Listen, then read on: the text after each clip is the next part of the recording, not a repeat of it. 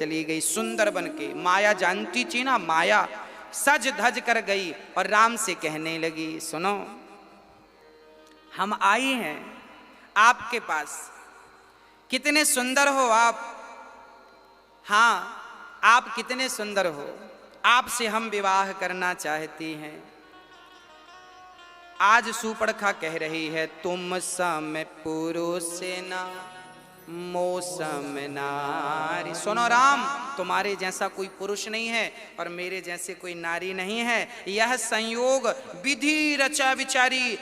सूर्पणखा कह रही है, ब्रह्मा ने तुम्हारा और हमारा विवाह लिखा है। राम जी ने तुरंत ब्रह्मा जी को कहा, क्यों जी आपने हमारा इसके संग विवाह लिखा? ब्रह्मा ने कहा, ना प्रभु हमने तो सीता के संग लिखा।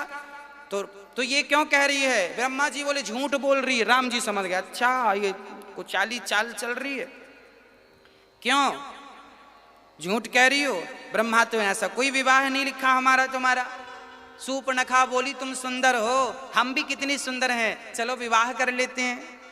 राम जी कहते हैं, सुनो वो देखो वो स्त्री दिख रही है तुम्हें? हाँ हाँ दिख रही है। वो कौन है? राम जी बोलो हमारी पत्नी है, सीता उसका नाम है, हमारा विवाह हो चुका, हम शादीशुदा हैं। हाँ और ये पत्नी है। सूर्पणखा बोली, ये दुबली पतली? अच्छा सीता जी जंगल में दुबली पतली हो गई थी। सूर्पणखा बोली, उसमें क्या रखा है? हड्डियां हड्डियां हैं, हम देखो कितनी सुंदर हैं, हाँ हमसे विवाह कर लो। देखो जरा, जब आप कोई अच्छे काम के लिए जाएंगे ना, राम अच्छा काम करने जा रहे हैं, रावण जैसे दुष्ट का नाश करने जा रहे हैं, परंतु जब आप अच्छा काम करने के लिए निकलेंगे ना तो रास्ते में ये बाधाएं भी मिलेंगी आपको। आप जब भी कोई अच्छा काम करने निकलेंगे तो सूर्पणखा जैसी बाधाएं भी आपको उठानी झेलनी पड़ेंगी। राम जी ने क्या कहा, सुनो हम तो विवाह शादीशुदा हैं, हमारा ये भैया है लक्ष्मण, हाँ अब इनसे बात कर लो, यदि ये करना चाहे तो कर ले। अब सूर्पणखा कितनी कितनी कितनी निर्लज्ज है ये महिला। लक्ष्मण के पास गई, सुनो राम तो ठीक है पर तुम भी कोई कम ठीक नहीं हो, तुम भी चलोगे हमें, हाँ हमसे शादी कर लो। लक्ष्मण जी ने कहा, हमने आपसे शादी कर ली तो हम तो राम के चरणों की सेवा करते हैं, और तुम यदि हमसे शादी करोगी तो सीता माँ के रोज तुम्हें वस्त्र साफ करने पड़ेंगे बढ़िया घिस घिस के। सूर्पणखा बोली, हमसे ये कुछ नहीं होगा। तो फिर लक्ष्मण जी बोले, एक काम करो, फिर हमसे क्यों करती हो, फिर राम से विवाह करो तो फिर वहां रहोगी, तो हम तो आपके चरणों की दास हैं। अब सूर्पणखा फिर से गई, सुनो राम लक्ष्मण कुछ ठीक नहीं लग रहा है, आप ही हमसे विवाह कर लो।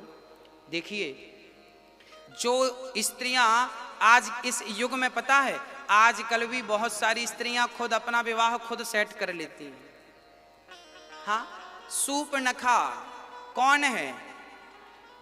जो अंदर से कुछ और है बाहर से कुछ और है, उसे ही सूर्पणखा जानो।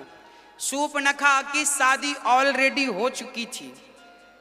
सूर्पणखा का विवाह किनसे हुआ था? विद्युत जिह्वा इनके पति का नाम था, रावण के हाथों विद्युत जिह्वा मारा गया था।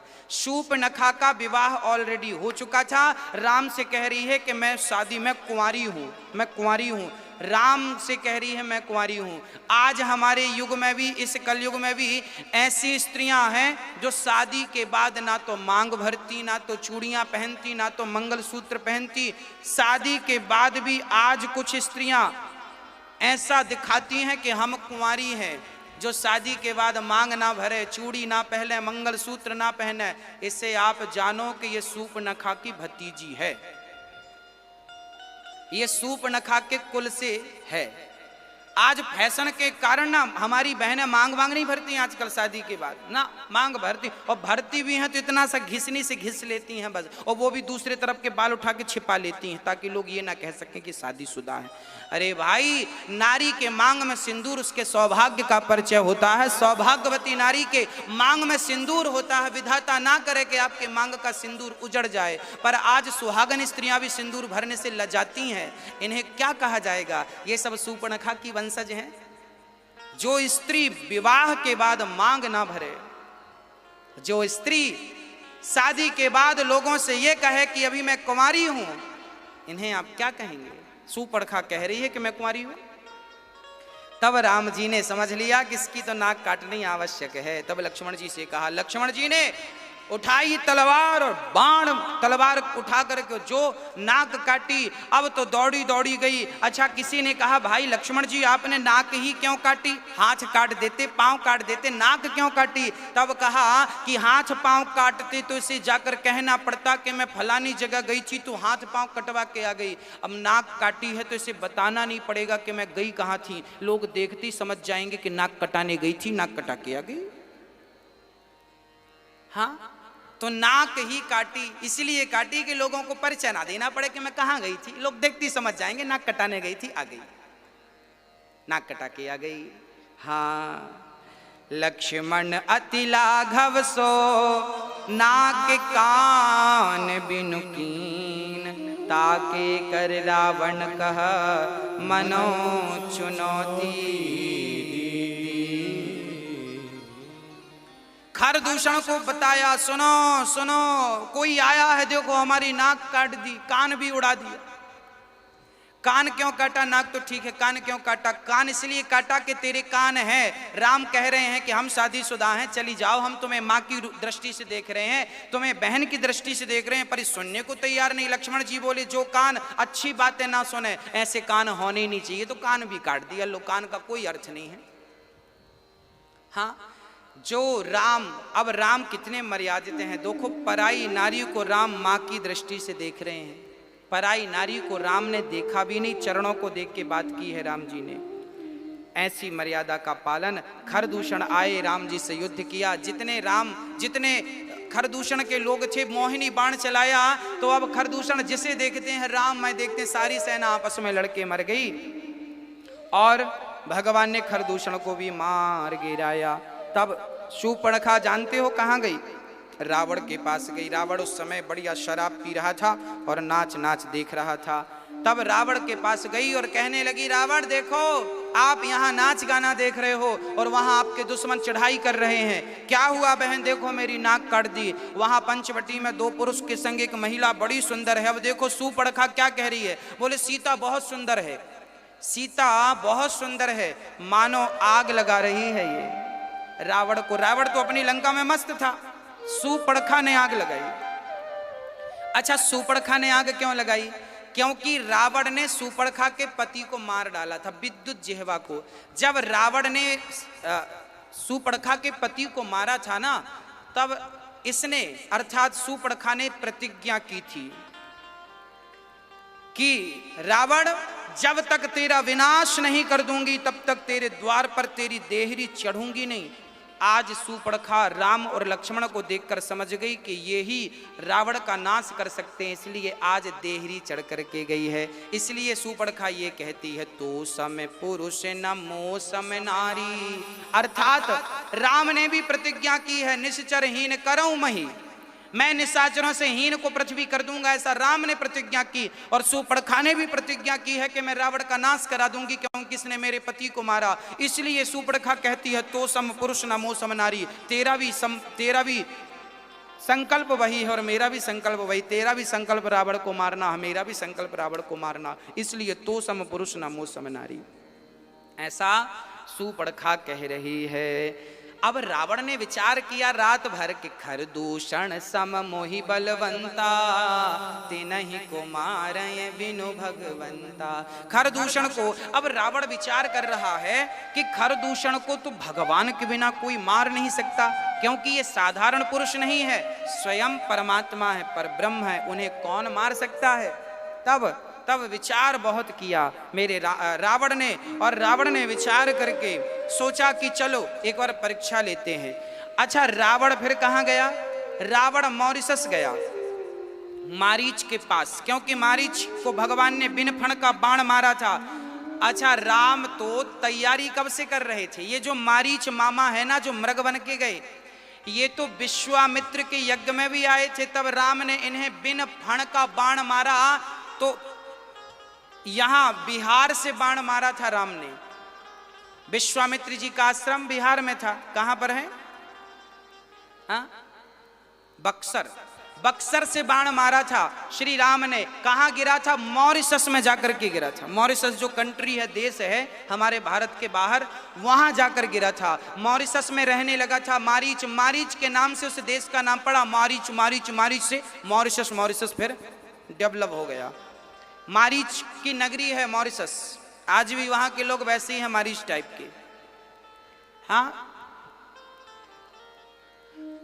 और मेरे राम, अब रावण गया मारीच के पास, सुनो आप मदद करो, आप माया। अच्छा, राम जी चाहते तो मारीच को तभी मार देते जब बिनफण का बाण मारा था, समुद्र पार गिराया, तब क्यों नहीं मारे? राम जी जानते थे कि ये आगे काम आएगा। राम जी छोड़ते चले गए जो काम आएगा। मारीच आया, रावण बोले चलो, मारीच बोला मैं नहीं जाऊंगा। अच्छा, मारीच जानता था कि ये भगवान है, एक बाण मारा था बिना फण का तो मैं 7 समुद्र पार गिरा था, अब मैं जाऊंगा तो मेरा कल्याण नहीं। रावण बोला नहीं जाएगा तो मैं मार डालूंगा। अब मारीच ने सोचा कि दोनों तरफ से मरना है, चलो राम के हाथ में मरेंगे तो कल्याण से, पापी के हाथ से मरेंगे तो कुछ नहीं मिलने वाला। तब मारीच आ गया। क्या बन के आया? सोने का मृग बन करके आया। और जहां पंचवटी में राम सीता रहा करते थे ना, वहीं आश्रम के बाहर सोने का मृग चरने लगा। उसकी चमड़ी सोने की तरह चमक रही थी, बाल बढ़िया सोने की तरह थे, और बढ़िया उसके खुर चांदी के थे, खुर उसके चांदी के थे, और बाल बढ़िया सोने के, चमड़ी बढ़िया सोने की। जानते हो, सीता माँ ने देखा। आज पता नहीं सीता माँ को क्या हो गया। तब सीता माँ ने कहा, सत्यसंध प्रभु बधि कर एही, आनहु चर्म कहती बैदे। अब राम के 14 वर्ष में 13 वर्ष पूरे हो चुके थे, लगभग 13 वर्ष। सीता जी बोली, प्रभु अब 1 साल बाद तो अयोध्या चलना ही है, तो क्यों ना सोने का मृग अब हम वहां दिखाएंगे कि देखो हम 14 साल वहां थे, तो इसे देख के हमारे ये दिन याद आएंगे। लोग जाते हैं ना कहीं कहीं घूमने, तो वहां से कुछ गिफ्ट टिफ्ट ले आते हैं। सीता जी को लगा ये सोने का मृग बढ़िया मिल जाए तो काम बन जाए। अब राम कह रहे हैं सीता से, सीता सोने का ये मृग, वैसे तो होता सोने का मृग कोई होता है ना, सोने वाने का मृग। अच्छा, रावण ने सोने का मृग बनाया और वहां रावण छिप गया, बड़ी माया थी। और अब श्री राम जी, जब सीता माँ ने कहा कि प्रभु ये ला दीजिए, आप, राम जी कह रहे हैं अच्छा कह रही हो तो ला रहे हैं। अब देखो, एक तो सोने का मृग होता नहीं है, और यदि नहीं होता तो क्या राम को पता नहीं था या सीता को पता नहीं था? भैया बात ऐसी थी, क्लियर कर दूं आपको, रावण ना राम की परीक्षा ले रहा है। रावण सोच रहा है कि मैं सोने का मृग बनाऊंगा, यदि राम पहचान लेंगे कि ये सोने का मृग तो होता ही नहीं है, तब तो मैं मान लूंगा कि ये भगवान है। रावण बोला यदि ये पहचान गए तो मैं मान लूंगा कि ये भगवान है, और यदि नहीं पहचाने तो मैं मान लूंगा कि ये कोई नर रूप में कोई है, फिर इन्हें मैं मार डालूंगा। रावण आज राम की परीक्षा ले रहे हैं। तब राम सोचे कि रावण यदि तुम हमारी परीक्षा ले रहे हो तो हमें लीला और करनी है, आज हम तुम्हारी परीक्षा में फेल हो जा रहे हैं। तो राम जी रावण की परीक्षा में इसलिए फेल हो गए क्योंकि आगे भी तो कुछ करना था ना, प्लानिंग आगे की थी, तो फेल क्या हो गए। राम जी ने कहा ठीक है सीता हम लाते हैं। अब जरा देखो यहाँ कितना बढ़िया संकेत है, संकेत इतना बढ़िया है कि सीता जी की बुद्धि आज पहली बार राम से हटकर और सोने के मृग में लगी। पहली बार आज सीता माँ ने राम के सिवा भी कोई चाहत की चाह रखी, और जब राम ने सोचा कि अच्छा तुम राम के सिवा भी सोने चांदी में मन लगा रही हो, तो सोने का मृग तो इतना सा है, चलो अब हम तुम्हें कुछ दिन सोने की लंका में ही भेज देते हैं ताकि ढेर सोना मिलेगा। सोने में मन लगाया मेरी सीता माँ ने, तो राम ने सोने की लंका दे दी। इसलिए कहते हैं सोने चांदी में मन लगाओगे तो बड़ा दुख पाओगे, तो सोने चांदी से मन हटाकर मेरे राम में मन लगाओगे तो भवसागर पार हो जाओगे। तो सीता जी की गलती क्या हो गई, आज गलती यह हो गई कि आपने सोने में मन लगाया, राम से मन को हटा दिया थोड़ी देर के लिए, और राम भी चल पड़े। राम भी कितना सुंदर संकेत दे रहे। राम भी संकेत दे रहे हैं। देखिए राम अभी मनुष्य रूप में है तो मनुष्यों की तरह व्यवहार कर रहे हैं राम जी। हाँ, ताकि भगवत्ता प्रकट ना हो जाए। प्रकट तो कई जगह भगवत्ता की है राम ने। आज राम जी चल पड़े सोने का मृग लेने के लिए। हाँ, जब सोने का मृग लेने गए तो वो मृग तो माया का था, बड़ा दूर चला गया, राम को बड़ा दूर ले गया। और राम ने जो बाण मारा, आहा हा, एक बाण जब मारा साध कर, तो क्या हुआ, बाण जब लगा तो गिर पड़ा मारीच और क्या बोला, राम हा लक्ष्मण, हा लक्ष्मण, हा लक्ष्मण कहकर बुलाया। तब जानकी जी ने लक्ष्मण से कहा, लक्ष्मण जाओ जल्दी से, देखो मेरे राम को कोई संकट है। लक्ष्मण जी बोले, मां वो भगवान, उन्हें कोई संकट वंकट नहीं आता। तब यहां गोस्वामी जी लिख रहे हैं, सीता जी ने मरम बचन जब सीता बोला, हरि प्रेरित लक्ष्मण मन डोला। आज यहाँ सीता माँ ने लक्ष्मण जी को बड़े कड़वे शब्द कहे। जानते हो क्या कहा, लक्ष्मण हमें तो लगता है तुम चाहती हो कि राम मर जाए। हाँ, तुम चूड़ी पहन लो, तुम यहीं रहो, हम जाती हैं, हमारा पति है, हम जाती हैं, कोई संकट आ गए और तुम जाने को तैयार नहीं हो। वाल्मीकि रामायण में तो बहुत कुछ लिखा है, पर गोस्वामी जी मर्यादित ग्रंथ लिख रहे हैं। कहते हैं सीता वचन, मरम वचन जब सीता बोला, कुछ मर्म वचन कहे, यही कहा। क्या क्या कहा सरकार, वो वाल्मीकि रामायण में बहुत कुछ लिखा है, वो तो समझ के परे है। ठीक है, अब राम जी की ओर जब लक्ष्मण जी चले तो सीता जी के पास ना लक्ष्मण जी लक्ष्मण रेखा खींच के गए, एक रेखा बना के गए। माँ मैं आपके चरणों में प्रणाम करता हूँ, आप इस रेखा के बाहर कदम मत रखिएगा, कहकर श्री लक्ष्मण जी चले गए। और जब गए तो यहाँ रावण आ गया साधु का रूप बनाकर। रावण साधु था नहीं पर साधु बनकर आया, साधु बनकर आया। भिक्षाम देही, सीता माँ ने कहा लो संत भगवान भिक्षा ले लो। रावण बोला बाहर आकर दो, हाँ बाहर आकर दो। सीता जी बोली मैं लक्ष्मण की रेखा पार नहीं कर सकती, आप अंदर आ जाइए। रावण बोला मैं अंदर नहीं आ सकता, नहीं आओगी तो श्राप दे दूंगा। झूठा आडंबर रचा और आडंबर में सीता माँ को फंसाया। और सीता माँ जैसी लक्ष्मण रेखा से बाहर आई, कहते हैं नारी जब जब लक्ष्मण रेखा अर्थात मर्यादा की रेखा का जब जब उल्लंघन करती है तब तब नारी को बड़ा कष्ट उठाना पड़ता है। इसलिए अपनी मर्यादाओं का उल्लंघन कोई नहीं। ये लक्ष्मण रेखा मेरे सामने भी है और आपके सामने भी है। ये लक्ष्मण रेखा क्या है, ये लक्ष्मण रेखा है मर्यादा की रेखा। मैं अपनी मर्यादाओं का उल्लंघन ना करूं। मैं ब्राह्मण हूं, मैं अपनी मर्यादा में रहूं। आप क्षत्रिय हैं, अपनी मर्यादा में रहें। आप वैश्य हैं, अपनी मर्यादा में रहें। आप शूद्र हैं, अपनी मर्यादा में रहें। हाँ, सारे लोग अपनी अपनी मर्यादाओं का, मैं बेटा हूं तो मैं पुत्र की मर्यादा का पालन करूं। आप पिता हैं, आप पिता की मर्यादा का पालन कीजिए। आप स्त्री हैं, आप स्त्री की मर्यादा का पालन कीजिए। हम जहां हैं, जो है, जहां जैसे हैं, हम उस मर्यादा का पालन करें और अपने जीवन को आनंद पूर्वक आगे ले जाएं। मर्यादा का उल्लंघन जब जब करते हैं हम, हाँ अतिक्रमण मर्यादाओं का जब जब करते हैं तब तब कष्ट उठाना पड़ता है। हाँ, इसलिए मर्यादाओं में रहिए, मर्यादाओं के बाहर ना रहिए, नहीं तो बड़ा कष्ट उठाना पड़ सकता है। अब सीता माँ रथ पर बिठाया, पुष्पक विमान पर रावण सीता का हाथ पकड़ के उठाकर बिठाता है और वहां पुष्पक विमान जब चला, सीता जी रो रही हैं। क्या कह रही हैं सीता जी? सीता जी कह रही हैं हाँ लक्ष्मण तुम्हारे नहीं दोषा,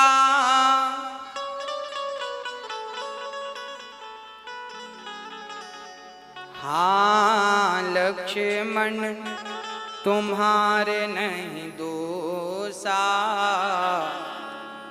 सो फल पायऊं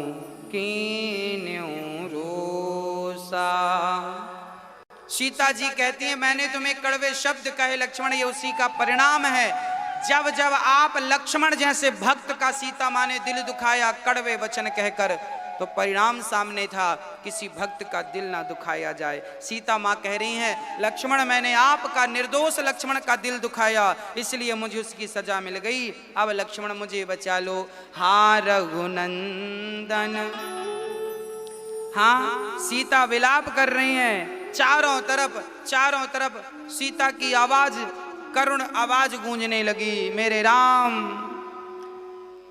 हाँ लक्ष्मण तुम्हारे नहीं दोषा, सो फल पायऊं कीन्यू रोषा।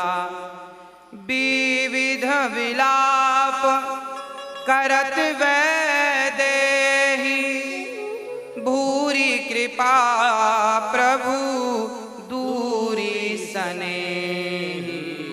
विपति मोर को प्रभु सुनावा, पुरोड़ास चह रासव खावा। सीता के विलाप सुनि भारी, भय चराचर जीव दुखारी। सीता का करुण क्रंदन सुनकर के, सीता का रुदन सुनकर के वहां जितने जीव जंतु पशु पक्षी थे ना, वो भी दुखी हो गए। हाँ लक्ष्मण तुम्हारा कोई दोष नहीं है, हे रघुनाथ कहाँ है प्रभु, मेरी रक्षा कीजिए। अब जब सीता को रोता हुआ पुकारता हुआ जटायु जी ने सुना, जटायु जी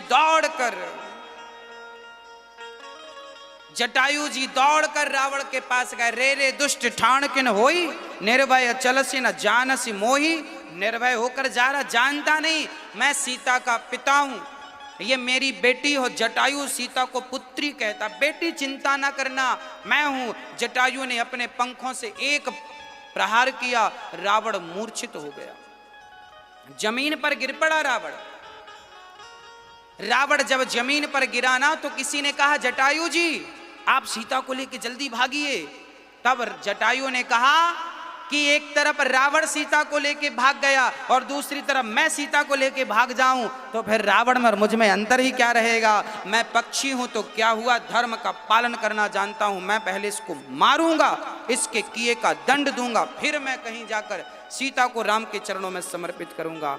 अब दोबारा जब रावण को होश आया तो रावण जटायु से युद्ध करने लगा। युद्ध में कृपाण निकाली और जटायु के पंखों को काट दिया। जटायु के जब पंख कटे, हाँ जटायु के जब पंख कटे,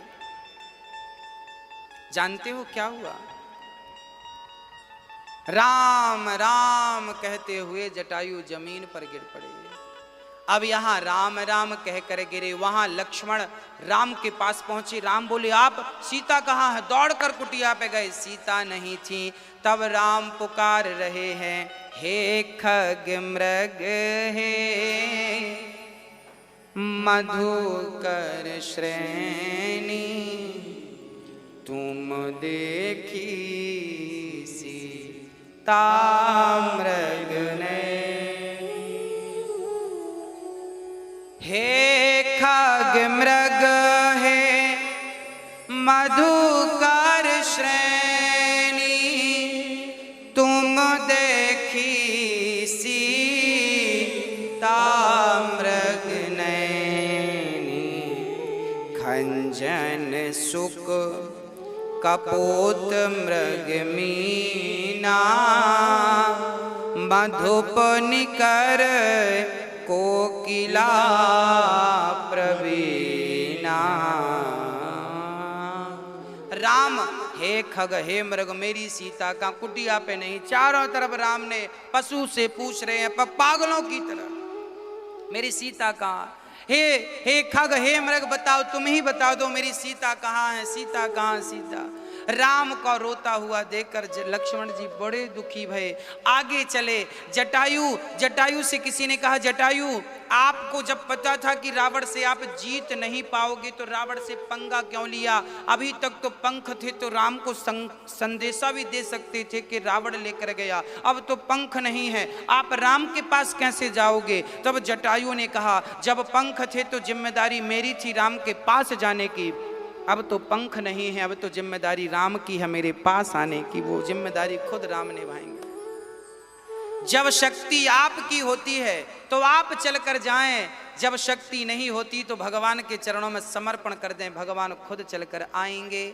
और भक्तों, सीता यहाँ पर जटायु जी ने कहा, जटायु जी, राम जब जटायु के चलते चलते ढूंढते ढूंढते जटायु के पास राम आ गए, जटायु की हालत देखी, जटायु को हृदय से लगाया, राम ने अपनी जटाओं से जटायु के धूल साफ की और जटायु से पूरा हाल पूछा, कहो जटायु कैसे हो? किसने हालत की? पूरा कहा, रावण ने सीता को चुराया है, दक्षिण दिशा में लेकर गया है और मेरी ये हालत कर दी। तब राम ने जटायु को प्रणाम किया, जानते हो पिता की तरह। क्यों प्रणाम किया? क्योंकि जटायु ने पक्षी होकर भी किसी स्त्री का दुख समझा था, और हम इंसान होकर भी अपने माँ का दुख नहीं समझते, तो हमसे करोड़ गुना अच्छा तो जटायु ही था। वो पक्षी होकर अपनी माँ का, अपनी स्त्री, कौन सी स्त्री? सीता जैसी स्त्री, हाँ सीता बेटी का, जटायु सीता को बेटी कहते हैं। स्त्रियों का दुख जटायु समझते थे और हम इंसान होकर नहीं समझते। जटायु ने सीता की रक्षा के लिए हाथ तो बढ़ाए, अरे हाथ कट गए, पंख कट गए, बात अलग है, परंतु बढ़ाया तो सही। जो धर्म के लिए अपने हाथ बढ़ाता है ना, उसे भगवान के पास नहीं जाना पड़ता। भक्तों, भगवान स्वयं चल करके जटायु के पास आ गए। जो धर्मात्मा होते हैं, जिनके हाथ सदा धर्म के लिए आगे बढ़ते हैं, उन्हें चलकर नहीं जाना पड़ता, बल्कि स्वयं भगवान चलकर उनके घर आते हैं। जटायु की हालत देखकर राम जी ने कहा कि जटायु, कि राम कहा तनु राखहु ताता, मुख मुस्काए कही तेहि बाता।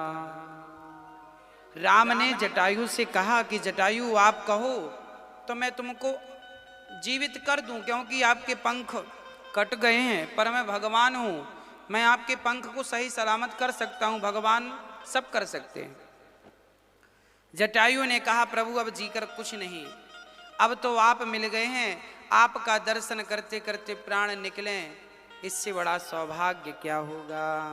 जटायु जी बोले, जय राम रूप अनूप निर्गुण सगुण गुण प्रेरक सही, दस शीस बाहु प्रचंड खंडन चंड सर मंडन सही, पाथोदगात सरोज मुख राजीव आयत लोचनम, नितनाम राम कृपाल बाहु विशाल भव भयमोचनम। हे प्रभु, हे प्रभु आपकी जय हो।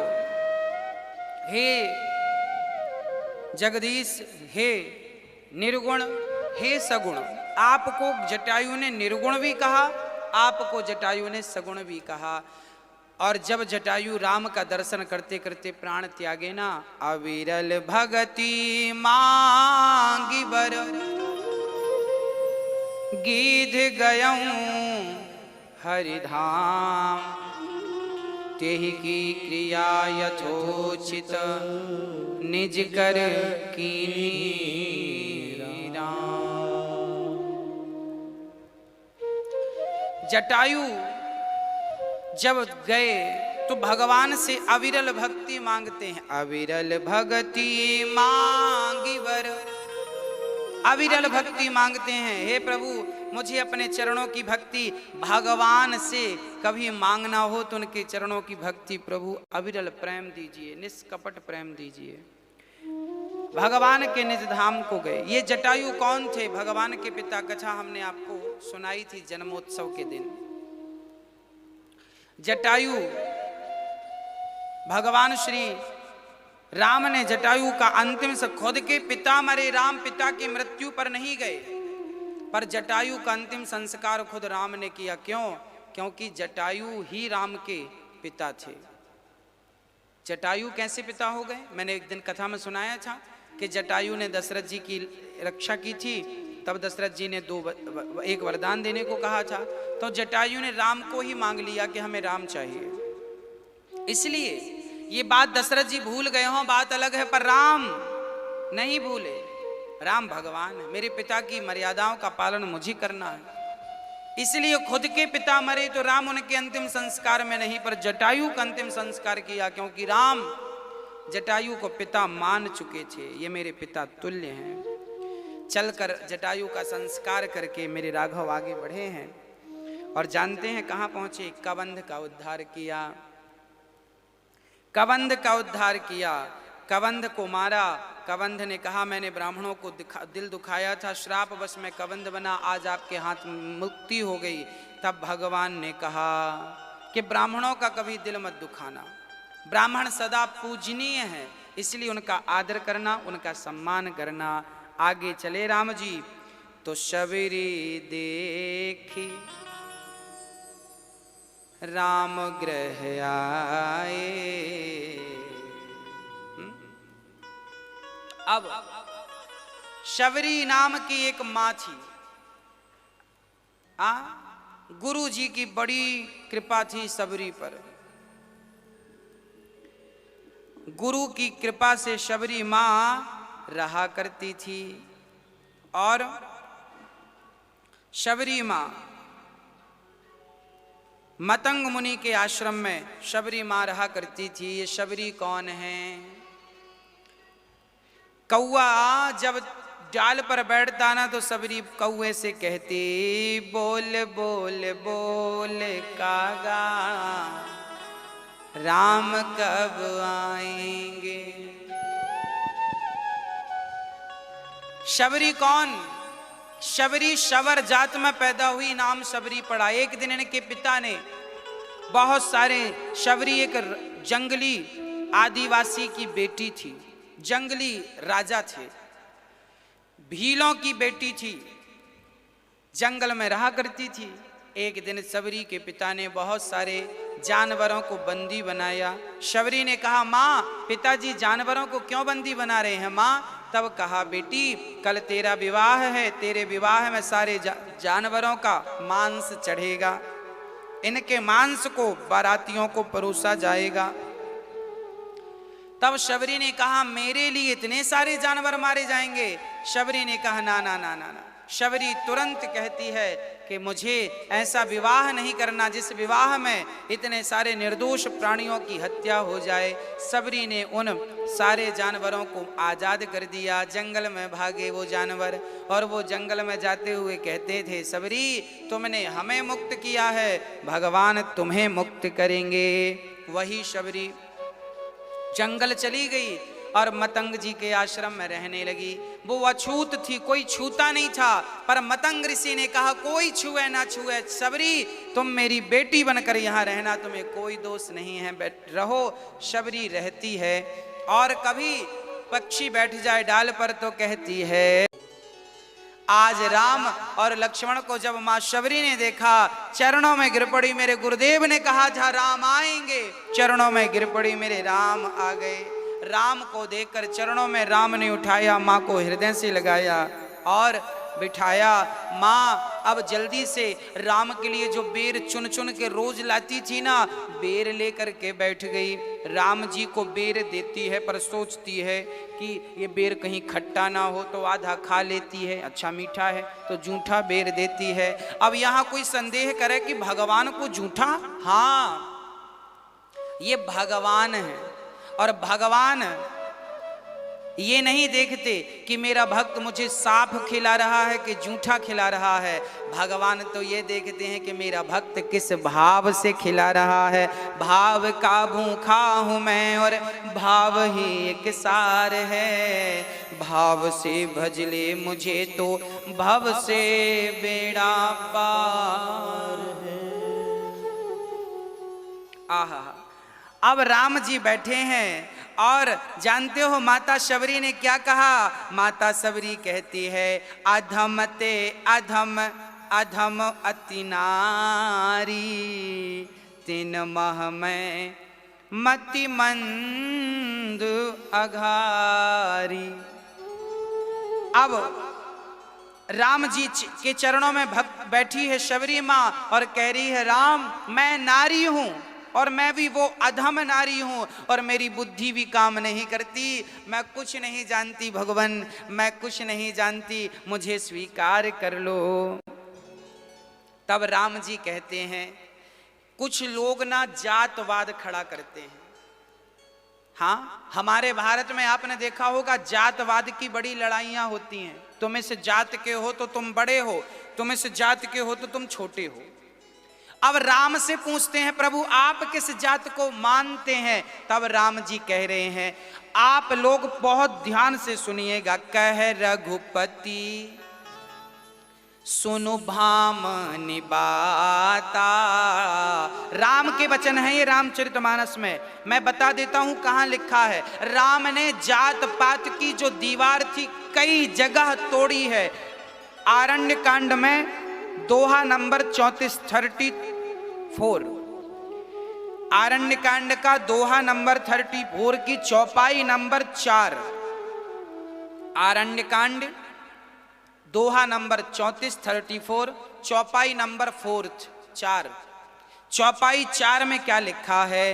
कह रघुपति सुनो भामनि बाता, मानहु एक भगति करनाता। हम यहाँ लड़ रहे हैं कि तुम बड़े हो, तुम छोटे हो, तुम इस जात के, तुम उस जात के। हम जातवाद का विष घोल कर लड़े मरे जा रहे हैं। और राम जी कहते हैं, मैं जातिवाद को नहीं मानता, मैं तो उसे मानता हूँ। भक्त और भगवान का क्या संबंध है? माना हूँ एक भगत कर नाता। मैं तो जात का नाता नहीं मानता, मैं तो भक्ति का नाता मानता हूँ। जो भक्त है वो मेरा है, जो भक्त नहीं वो किसी जात का क्यों ना हो। राम जातवाद को नहीं मानते। माना हूं एक भगति कर नाता। राम तो कहते हैं, और मैं ये दास अनिरुद्ध भी कहता है कि जो राम से जुड़ गया वो किसी भी जात का हो वो पवित्र हो गया। और जो राम से बिगल बिलग है वो कितनी भी ऊंची जात का क्यों ना हो। साहब अरे भाई ये तो बताओ कि कल हमने आपको याद दिलाया था कि मोची का काम करते थे, जूते सिलने का काम रैदास भक्त करते थे। जात के मोची थे, जूते सिलते थे, परंतु उनके शिष्य तो बड़े बड़े ब्राह्मण थे। हाँ, मोची जैसे अर्थात रैदास जैसे भक्त यदि उस जात में भी हैं, मोची जैसी जात में, तो रैदास जैसे भक्तों का आदर सबको करना चाहिए। रैदास जैसे भक्तों का सम्मान सबको करना चाहिए। कोई जात का भेद नहीं, कोई ऊंची जात नहीं, कोई नीची जात नहीं। भक्त का भगवान तो केवल भक्ति का रिश्ता रखते हैं। ना ब्राह्मण का रिश्ता, ना क्षत्रिय का रिश्ता, ना वैश्य का रिश्ता, ना शूद्र का रिश्ता, ना हिंदू का रिश्ता, ना मुसलमान का रिश्ता, ना किसी का रिश्ता। राम केवल भक्ति का रिश्ता रखते हैं।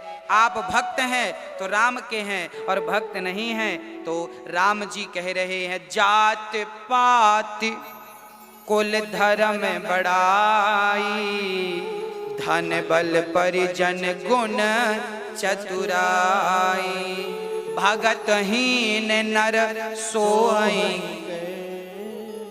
बिनु जल वारिद देखिए जैसे। जैसे पानी की बहुत जरूरत है और आकाश में बादल तो हैं, पर वो बादल कैसे हैं? सफेद बादल हैं। बादल भी कैसे होते हैं? एक ब्लैक बादल, जब पूरा बादल ब्लैक होता है ना तब पानी गिरने की उम्मीद होती है।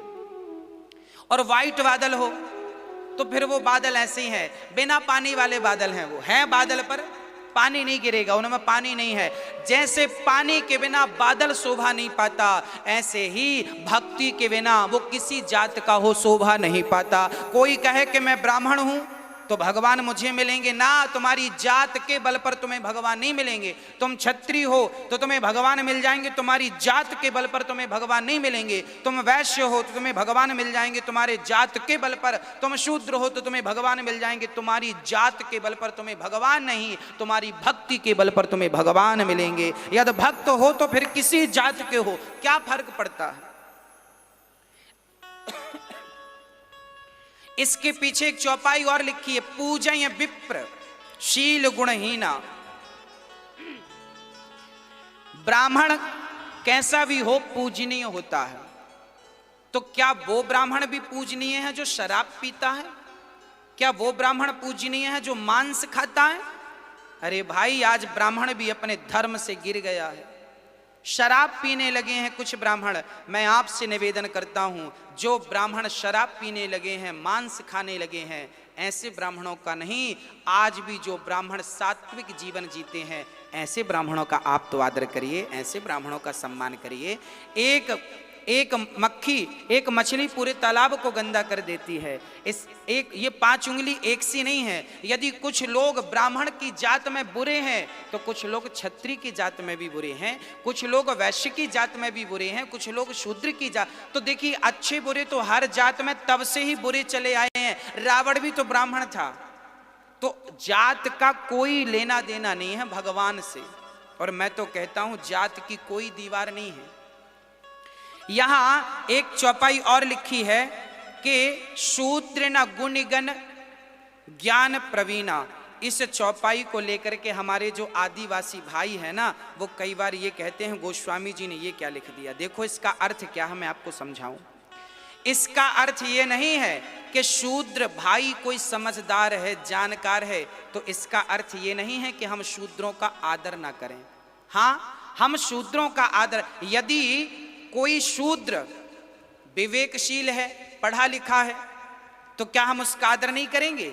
आदर करिए। कोई शूद्र ही पढ़ लिख जाए, समझदार हो जाए, विवेकशील हो जाए, तो हम सबको उसका सम्मान करना चाहिए, हम सबका उसको आदर करना चाहिए। और जब हम सब आदर करेंगे तो क्या होगा? चौपाई का अर्थ ये नहीं है शूद्र ना गुणगण ज्ञान प्रवीणा का अर्थ ये नहीं है कि हम शूद्रों का आदर ना करें, आदर करें। देखिए, हमारे देश में एक व्यक्ति हैं जिनको सब जानते हैं, डॉक्टर भीमराव अंबेडकर जी। हाँ, ये वो व्यक्ति हैं जो इस जात में पैदा होकर भी और अपने देश के लिए इतना बड़ा संविधान लिखकर चले गए। आज भी लोग इनका नाम आदर से लेते हैं। अब चूंकि वो उस जात से हैं, आदिवासी जात से हैं, तो क्या हम उनका आदर ना करें? क्या हम उनका सम्मान ना करें?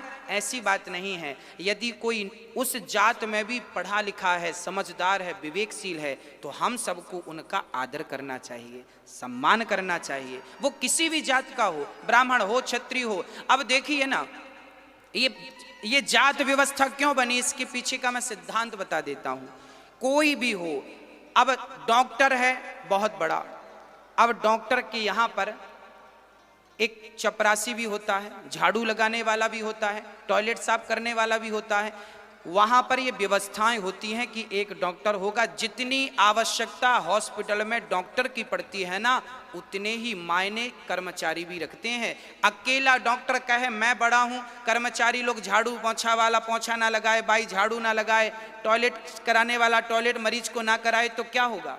तो भाई, ये व्यवस्था है कि एक को डॉक्टर बन के सेवा करना है, एक को झाड़ू लगा के सेवा करना है, एक को टॉयलेट इत्यादि मरीजों को कराना है। अर्थात सब अपनी अपनी जगह पे मायने रखते हैं। अब हम ये कहने लग जाएं कि झाड़ू लगाने वाला छोटा है, डॉक्टर बड़ा है, ना ना, सारी अपनी अपनी जगह अपने अपने दायरे में हैं और सब अपना कर्म करें। ब्राह्मण अपना कर्तव्य का पालन करें, क्षत्रिय अपने धर्म का निर्वाह करे, वैश्य अपने धर्म का पालन करे, शूद्र अपने धर्म का पालन करे। जो जहां है वहां अच्छा है, बुरा कोई नहीं, कोई जात बुरी नहीं, कोई धर्म बुरा नहीं।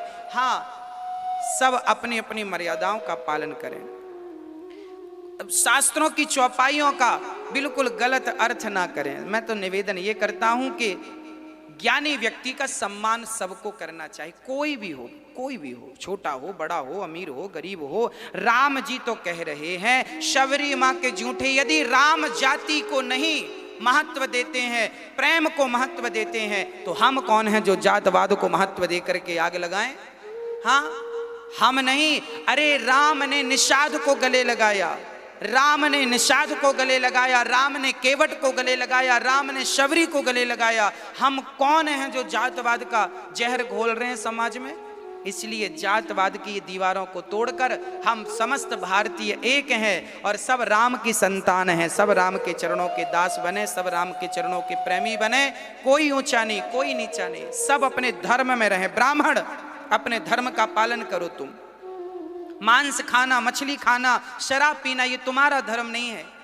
किसी का, क्षत्रिय वैश्य शूद्र, किसी का धर्म शराब पीना, मांस खाना नहीं है। सारे लोग अपने धर्म का पालन। ब्राह्मण का धर्म है यज्ञ करना, यज्ञ कराना, दान लेना, दान देना, वेद पढ़ना, वेद पढ़ाना। ये 6 कर्म ब्राह्मण के लिए बताए गए हैं। आप अपने कर्म का पालन कीजिए, अपने धर्म का निर्वाह कीजिए। क्षत्रिय अपना निर्वाह करे, पालन करे, कोई विषयांतर ना हो, सब धुरी पर रह करके और राम के चरणों की ओर चलते रहें, फिर व्यवस्था बनेगी।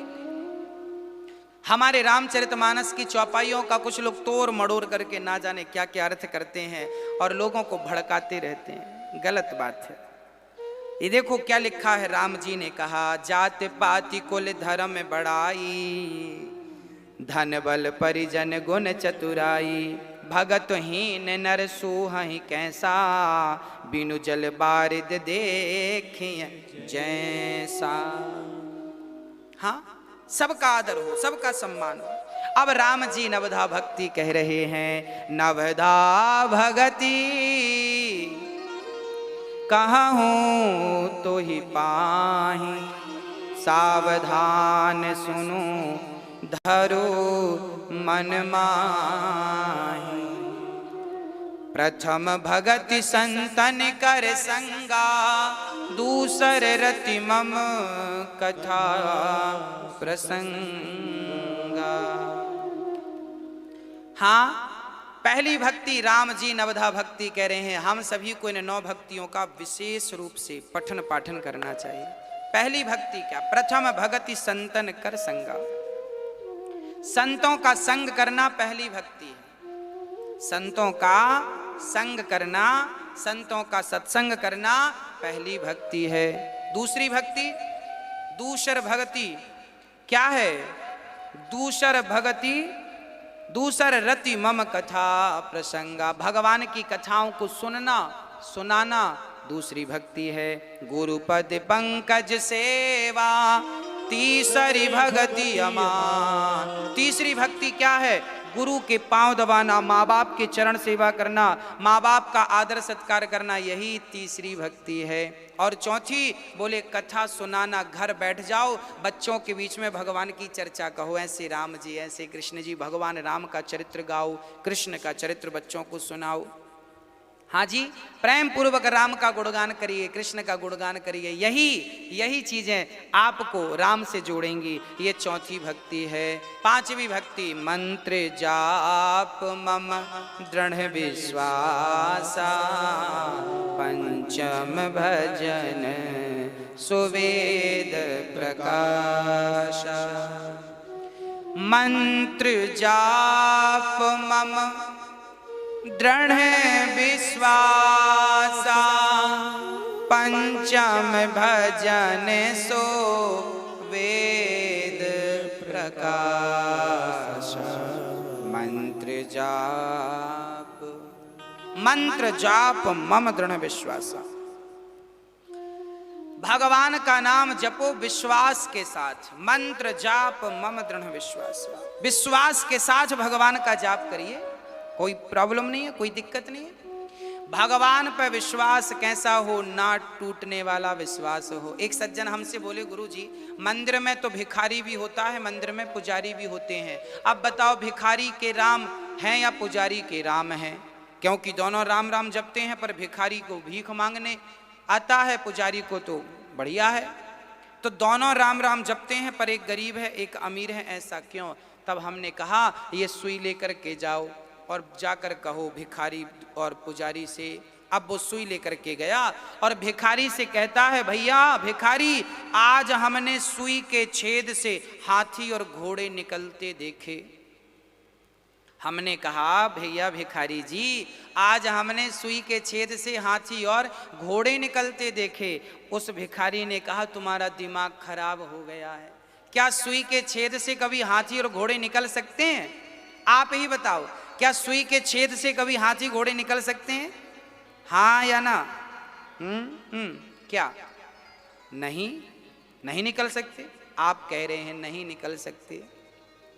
भिखारी ने भी कहा नहीं निकल सकते, पागल हो, सुई के छेद से कभी हाथी और घोड़ा निकलेगा? कभी नहीं हो सकता, असंभव। अब पुजारी के पास गए, पुजारी जी आज हमने सुई के छेद से हाथी घोड़े निकलते देखे। पुजारी जी ने कहा भैया सुई के छेद से हाथी घोड़े निकल गए तो उसमें आश्चर्य क्या है? अरे पत्थर का पुल बनाकर वो पत्थर पानी में डूबा नहीं, पत्थर में राम लिखा तो पत्थर पानी में नहीं डूबा। ये आश्चर्य है, पत्थर पानी में डूब जाता है पर वो पत्थर पानी में नहीं डूबे जिसे नल नील ने छोड़ा, जिसकी कृपा से पत्थर पानी में नहीं डूबा, जिसकी कृपा से हनुमान बंदर छलांग लगा के समुद्र को पार कर गए। हनुमान जी एक साधारण सा बंदर जिसकी कृपा के बल पर छलांग लगा के सेतु को पार कर जाए, जिसके बल पर पत्थर तैर जाए, जिसका इतना सा मुंह, मां यशोदा ने कहा मुंह खोल मिट्टी खाई तो कन्हैया ने मुंह खोला, जिसके इतने से मुंह पे सारा ब्रह्मांड दिखाई पड़ जाए, वो चाहे तो सुई के छेद से हाथी और घोड़े निकल जाएं, इसमें कोई आश्चर्य नहीं है। परमात्मा जो चाहेगा सब कुछ कर सकता है। भगवान सब कर तुम अकर तुम अन्यथा कर तुम, सब कुछ करने की शक्ति मेरे राम में मेरे कृष्ण में है। उनके लिए नथिंग इज इम्पॉसिबल, कुछ भी असंभव नहीं है। एवरीथिंग इज पॉसिबल, सब कुछ संभव है, कुछ भी असंभव नहीं है मेरे राम के लिए। तो एक भिखारी ने कहा कि सुई के छेद से हाथी घोड़े नहीं निकल सकते। पुजारी ने कहा निकल सकते हैं। अरे निकल सकते हैं या नहीं निकल सकते, मुद्दा ये नहीं है, बात तो ये है कि भिखारी राम राम तो जपता है पर राम पर विश्वास बिल्कुल नहीं है, जबकि पुजारी राम राम जपते हैं पर विश्वास के साथ के विश्वास होगा तो राम सब कुछ कर सकते हैं। तो जब विश्वास के साथ आप भजन करेंगे तो उस भजन का फल कई गुना ज्यादा हो जाएगा। उस भजन का फल कई गुना विश्वास के साथ जपिएगा, विश्वास के साथ। हाँ विश्वास हो, बस विश्वास बना रहे। हाँ ये विश्वास बना रहे। प्रिय भक्तों, विश्वास भंग ना हो तो छठ दम से भगवान के नाम को विश्वास के संग जपना पांचवी भक्ति है। और छठवीं भक्ति क्या है? बोले छठ दम सील बिरत बहु कर्मा निरत निरंतर सज्जन धर्मा। छठ दम सील बिरत बहु कर्मा। आप अपना कर्म करिए परंतु सज्जनता मत छोड़िए, सज्जनता धारण करिएगा, सज्जनता का परित्याग कभी मत करिएगा। हाँ सज्जन बन के रहिएगा। छठ दम सील बिरत बहु कर्मा निरत निरंतर सज्जन धर्मा। सज्जनता सब में सज्जनता हो, सातव सम मोहिमय जग देखा मोती संत अधिक कर लेखा। सातव सम मोहिमय जग देखा। सातवीं भक्ति क्या है? सब में भगवान का दर्शन करना सातवीं भक्ति है। सब में ईश्वर का दर्शन करो, सातवीं भक्ति। आठव जथा लाभ संतोषा सपने हो नहीं देखहीं पर दोष। आठव जथा जितना मिल जाए विधाता जितना दे दे उतने में संतोष कर लेना, आठवीं भक्ति है। और नवम सरल सब सनछल हीना मम भरोस हिय हरस न दीना। नौवीं भक्ति है संतोष, जितना विधाता दे दें उतने में संतोष कर लीजिए। अब राम जी सबरी माँ को नवदा भक्ति कहते हैं और 9 में से एक जिनको हो जाए उसकी नैया पार। समर्पण कर देना भगवान के चरणों में 9वीं भक्ति है। भक्ति क्या है? घंटी हिला देना, पूजा कर लेना, आरती उतार देना, ये भक्ति नहीं। तो भक्ति क्या है? बोले भगवान के चरणों में समर्पण कर देना। जैसे नारी अपने पति के चरणों में समर्पण कर देती है, ऐसे भक्त भगवान के चरणों में समर्पण कर दे। प्रभु अब मैं आपका हूँ, जैसे रखे राम जी रहना चाहिए। जैसे राम जी रखें अब वैसे रहो, ये समर्पण है। अब इसी के साथ किष्किंधा कांड प्रारंभ हुआ, आरण्य कांड पूरा हुआ। दीप शिखा सम जुवति तन, मन जन हो सि पतंग। भजहि राम तज काम मद करहि सदा सत्संग। माँ शबरी राम का दर्शन करके अब योग अग्नि में जल गई। राम ने उन्हें प्रणाम किया और राम जी आगे चल पड़े। राम जी आगे चले चले, जब आगे चले शबरी ने कहा था आगे सुग्रीव से भेंट करिएगा। आगे चले बहुरी रघुराया, ऋष्यमुख पर्वत नियराया। तहाँ रह सचिव सहित सुग्रीवा, आवत देखी अतुल बल सीवा। आगे राम जी चले, कहाँ? ऋष्यमुख पर्वत पर सुग्रीव जी रहा करते थे। जब सुग्रीव ने देखा कि कोई पुरुष हमारी तरफ आ रहे हैं, तब हनुमान जी को भेजा, जाओ जरा देखो कौन है ये। हनुमान जी ब्राह्मण बन के आए और पूछ रहे हैं आप कौन हैं? को तुम श्यामल गौर शरीरा, छत्री रूप फिरऊं बन वीरा। कठिन भूमि कोमल पदगामी, कवन हेतु विचरहूं बन स्वामी। भगवान श्री राम प्रेम पूर्वक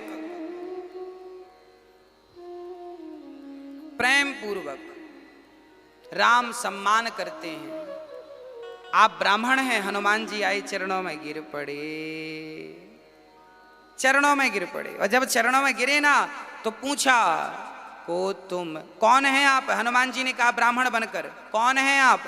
भगवान बोले हम कौन हैं? कौशलेश दशरथ के जाए, हम पितु बचन मानि बन आए।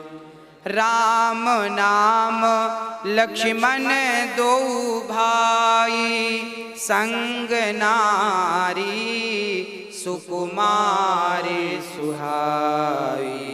यहाँ हरि निश्चर बैदेही, विप्र फिरहि हम खोजत तेहि। राम जी कह रहे हैं हम दशरथ के पुत्र राम लक्ष्मण हैं, यहाँ हमारी पत्नी को एक रावण नाम के व्यक्ति ने हरण कर लिया है। हनुमान जी समझ गए मेरे राम आने वाले थे भगवान बनकर, ये तो राम है। हनुमान जी चरणों में सरकार आपकी जय हो, बड़ी गलती हुई मैंने आपको पहचाना नहीं। राम जी ने हनुमान जी को हृदय से नहीं लगाया, क्योंकि वो बनावटी रूप में, हनुमान जी ब्राह्मण रूप में थे। और जब हनुमान जी को लगा कि गलती कुछ हो रही है, तब हनुमान जी अपने वास्तविक रूप बंदर के रूप में आए। तब हनुमान जी को राम ने उठाकर हृदय से लगा लिया। इसका अर्थ है ये है कि निर्मल मन जन सो मोहि पावा, मोहि कपट छल क्षेत्र न भा। भगवान कहते हैं कि मुझे प्रेम पसंद है, निर्मल मन जन सो मोहि पावा, और मोहि कपट छल छिद्र न भावा। हमें कपट बिल्कुल पसंद नहीं, हमें कपट बिल्कुल पसंद नहीं है। इसलिए कपट का त्याग जब हनुमान जी ने किया, वास्तविक रूप में आए तो गले लगा लिया। आप जैसे हैं भगवान वैसे ही गले लगाएंगे, आपको रूप बदलने की जरूरत नहीं। आप गोरे हैं तो गोरे रहिए, काले हैं तो काले, जैसे हैं वैसे रहिए। आपको रंग रूप बदलने की जरूरत नहीं है, केवल हृदय पवित्र रखिएगा।